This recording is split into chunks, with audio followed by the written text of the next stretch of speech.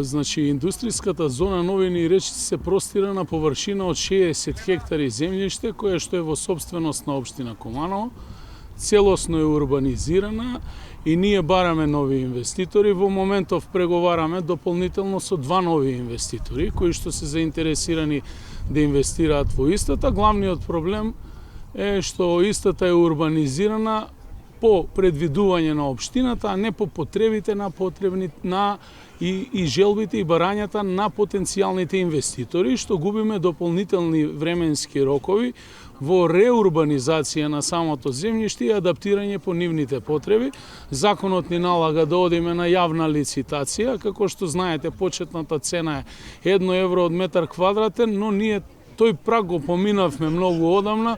Последната цена е постигната 31,5 евра по метар квадратен, во случајов на Лидл претходно по 16 евра од метар квадратен, и ќе продолжиме да бараме домашни и странски инвеститори да инвестираат во оваа индустријска зона.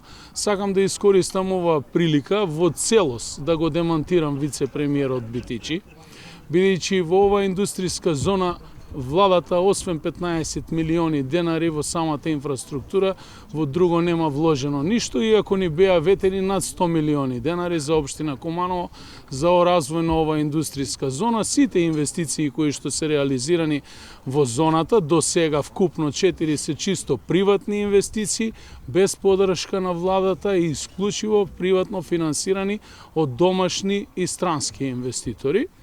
И изненаден сум од лицемерието на поединци кои што денеска присуствуваа при отварање и отпочнување со овој проект, бидејќи дел од нив беа најголемите кочничари на денешниот проект кој што денеска овој моментен инвеститор во нашиот град го отпочне, и јас му посакувам успех и среќа, а се надевам дека оваа пракса на среќно фрлање на лопати ќе замине, бидејќи ме потсеќа на периодот на владењето на господинот Груевски.